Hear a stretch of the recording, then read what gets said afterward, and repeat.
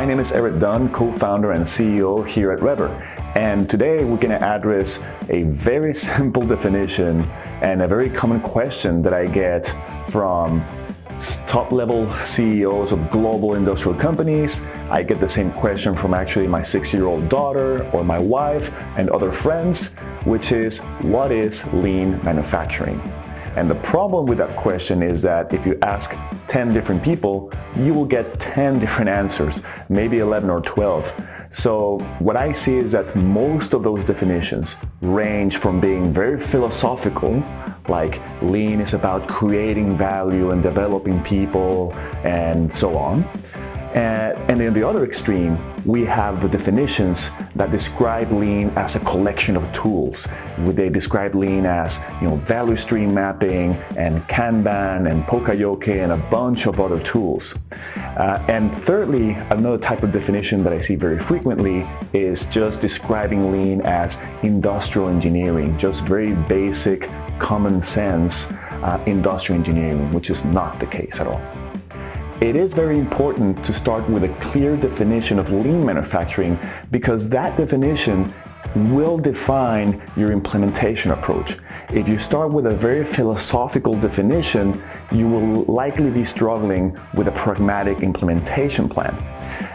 However, if you start with a very technical collection of tools definition of lean manufacturing, you will very likely struggle with getting top management buy-in and actually work on the change of mindset that is required to really foster lean practices. And then thirdly, if you just define lean as traditional industrial engineering, then you're going to guarantee that nothing will change. But most important of all, a good definition of lean manufacturing should end up being actionable by everybody in your company.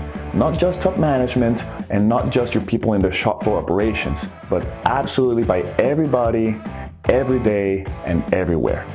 My preferred definition of lean manufacturing goes as follows. Lean is both an ideal and the means to achieve this ideal. The ideal is to produce to the end customer what she wants at the right moment, in the right quality, at the right time, in the right amount, nothing more, because otherwise it's waste, and nothing less. And the means to achieve this ideal is the continuous practice of Kaizen for developing people, improving processes, and maximizing value for the customer. The lean ideal typically translates into one-piece flow or one-piece production as opposed to producing in large batches. The lean means typically translate into reducing waste, reducing overburden, and reducing variation in order to improve processes, instead of the typical or traditional approach of just throwing in more resources or overburdening the system to work faster than it's designed to, or actually just automating it.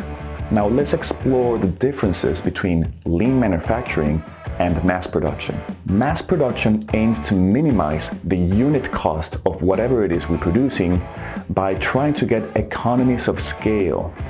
And they typically aim to do that by producing in large batch sizes. The problem with large batch sizes is that they tend to reduce flexibility within the company, and they also generate enormous inventories.